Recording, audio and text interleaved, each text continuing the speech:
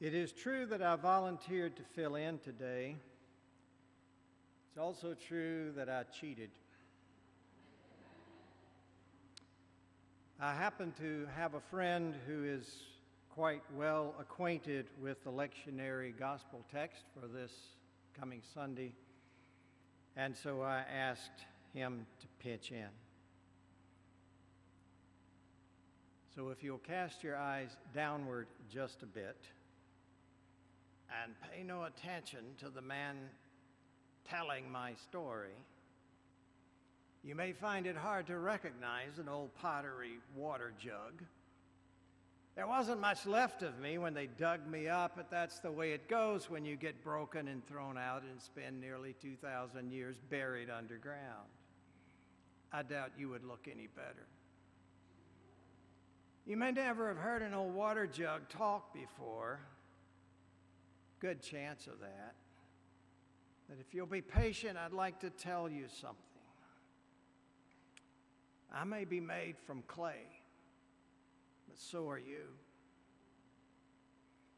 You get down to the heart of the matter, you children of Eve and I, as an old pottery jug, have a lot in common. A lot in common, except I don't usually get to say anything.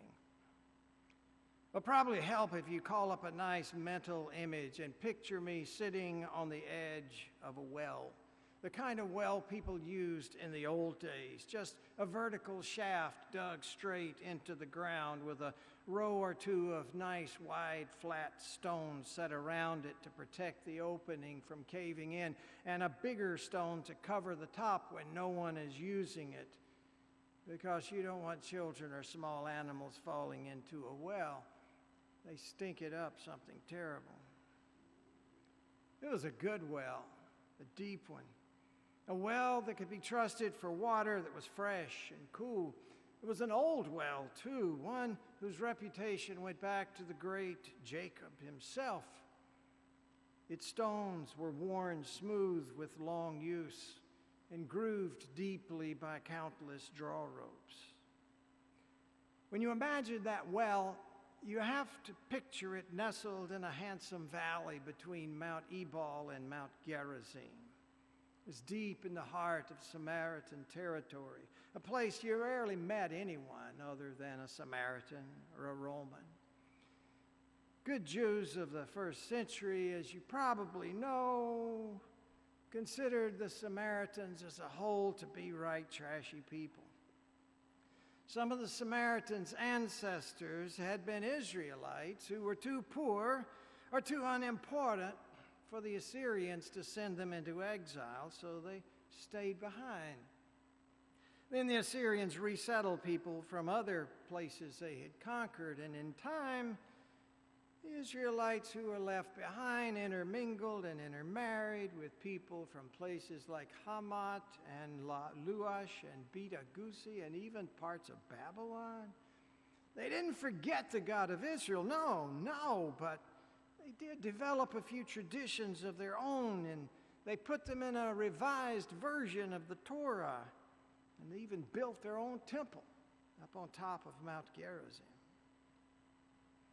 When the exiles from Judah returned from Babylon, and that's a whole different story, they didn't care for those people who had stayed behind in Samaria. They thought of them as half-breeds. And for their part, the Samaritans resented the return of those uppity, purebred Hebrews. They didn't make life easy for them, and that's why by the time of Jesus, no really good Jew would set foot in a Samaritan town or even speak to a Samaritan, much less a woman. Good Jews wouldn't want to come through this town, not for all the water in Jacob's well. Thought of drinking after a Samaritan was enough to turn their purebred stomachs. But the water was still good. If you didn't care who'd been drinking from it, it was well worth walking for. But even if you had to come out in the middle of the day when it was hot. One day, a traveling teacher you call Jesus decided to take a shortcut through Samaria. He wasn't as persnickety as others. He'd been walking a long time. He was tired and dry, and he came here to this well, and he sat on the ground, and he leaned back against the stones, and he took off his sandals, even though there was this Samaritan woman standing right there beside him. Well, she wasn't just standing in the sun because she liked to sweat. She tied a rope around my neck and lowered me down into the well. Slowly, quietly, she pulled me back to the top, heavy with water, lifting me carefully over the edge so I didn't bang against the rocks and break.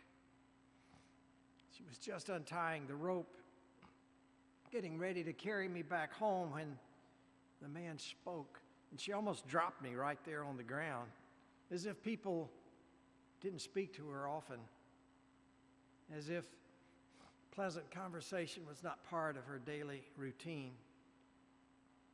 But he spoke kindly. Nothing in his voice seemed ugly or menacing or controlling. Nothing in his tone suggested he was talking to a dog. There's nothing in his eyes to imply that he was looking down his nose. In fact, he was looking up from the ground with eyes like a big puppy when he said, "Would you give me a drink?" But he was still a man, and a Jewish one at that. The woman looked around to see who else he might be talking to, but there was no one else in sight. When he said again, "Would you give me a drink?" Without letting her guard down, she said, "Me? You talking to me? You, Mr. Jew? Mr. Superior, Mr. Big Man? You talking to me, to little Miss Samaritan? You been in the sun too long or something?" The man didn't get up, but his eyes sharpened a bit.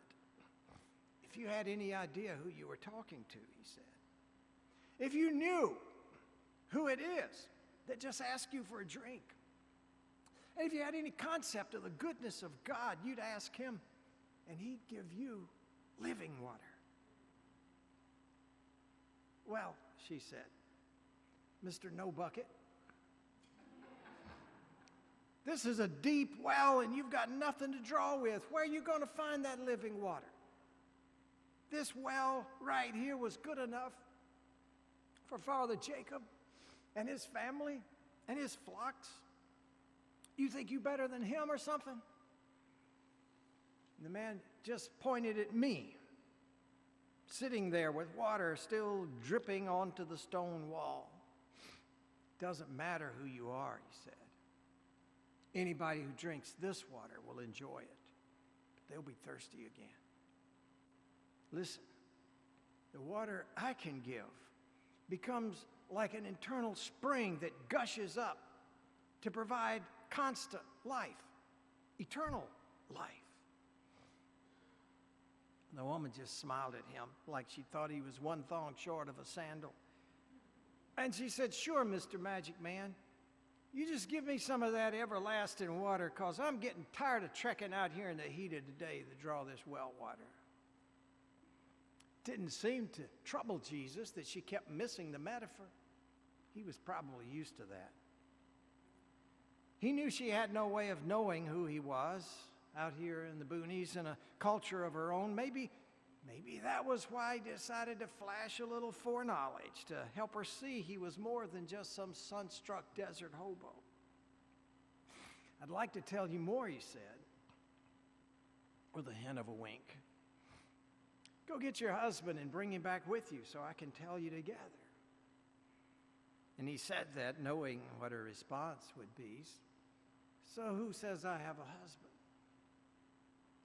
He grinned then, and he said, "I'll say, you go through husbands like you go through water.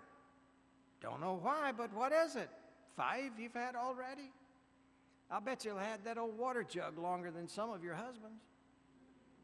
And at the moment, you're living with a man you didn't bother to marry, is that right? At least, you told me the truth when you said you didn't have a husband."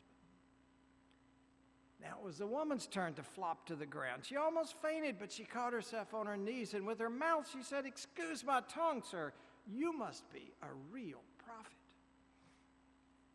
I've been around long enough to know what she was thinking. This is getting too personal. Let's see if I can change the subject to something safe, like theology. So instead of running to get her husband, she tried to engage Jesus in a theological debate. Mr. Prophet, maybe you can explain something to me. Our people have always worshiped here on Mount Gerizim, but you Jews say God only listens in Jerusalem. What do you think of that? I think Jesus seemed to enjoy knowing that his answer would confuse her even more. Here's what I think, he said, and you could believe it too. The time is coming when you won't worship either here or there. Worship won't depend on any physical place. It will take place in spirit and in truth. Well, she said, I don't know about all that stuff. All I know is we'll get to real truth when Messiah comes, right? And the man said, absolutely. I am the one who is speaking to you. I am. Oh, I wish the disciples hadn't shown up right then with lunch. Don't you wish you'd have known where the conversation would have gone after that? She hadn't got it yet, but she was beginning to get something. But she wasn't going to hang around that many strange Jewish men. And so she left, wondering, could this really be the one they had hoped for? So you know what she did. She ran back to town. She yelled at the top of her voice. She told everybody in earshot she had met a man who told her everything she ever did. Come and see, she said. She became, as far as this jug knows, the first woman preacher in Samaria. She went off to tell people about Jesus and bring them out to meet him. And before it was over, Jesus stayed there for 2 days, and a whole bunch of people came to believe. You can read about it in your Bibles. Now, in all this excitement, she did something you may not have noticed, but I did. Couldn't help but notice. What she did was leave me behind, sitting here on the edge of the well. You could find that in the Bible too. She left her water jug behind when she went into town. It seems like sometimes to do what God calls you to do, to follow the path Jesus puts before you, you have to leave some things behind. Maybe even familiar things you've depended on. Things that have brought you security. Things that have served you well.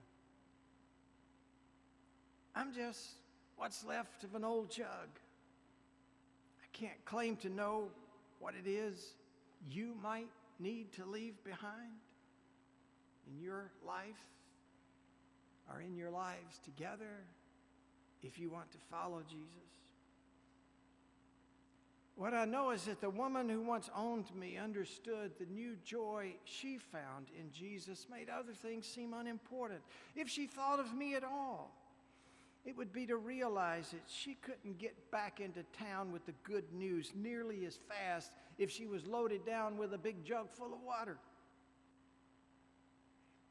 She didn't have all her questions answered that day. She didn't become an overnight theological whiz kid. But she learned what she needed to know. She learned there was a word for the emptiness she had felt inside for so long, that she had tried to fill in various ways for so long. And the word was thirst. And she came to know that she was dying of it. But even as she learned to name her thirst, Jesus introduced her to the source of the only water that could quench it. the very Spirit of God, the deep well of life itself.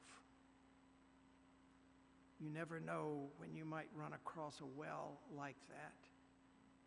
For just as surely as your faith becomes comfortable and you think you've got this religion business figured out, you get met. Someone comes along or something happens and God grabs the handle of your heart and points you toward the next stage of your spiritual journey. You may have noticed the woman never did give Jesus a drink.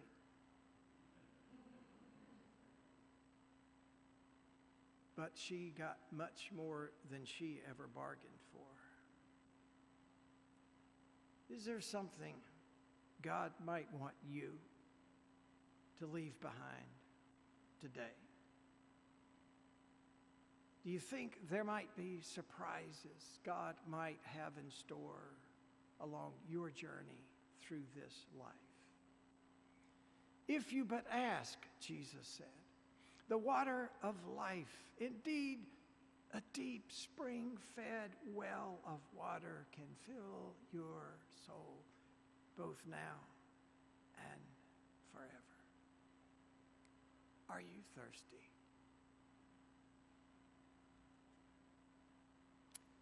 We're grateful for my friend for sharing with us. If you would like a little something to remind you to ponder these things further,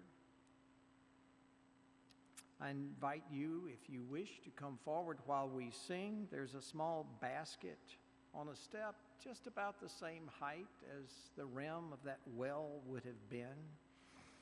And it contains fragments of ancient pottery that I've picked up here and there all around Israel and Jordan. If you want to put one in your pocket or your backpack or on your desk to let it remind you that we're all broken vessels of clay, all in need of the water of life, all on the road with Jesus, hoping to get met, feel free.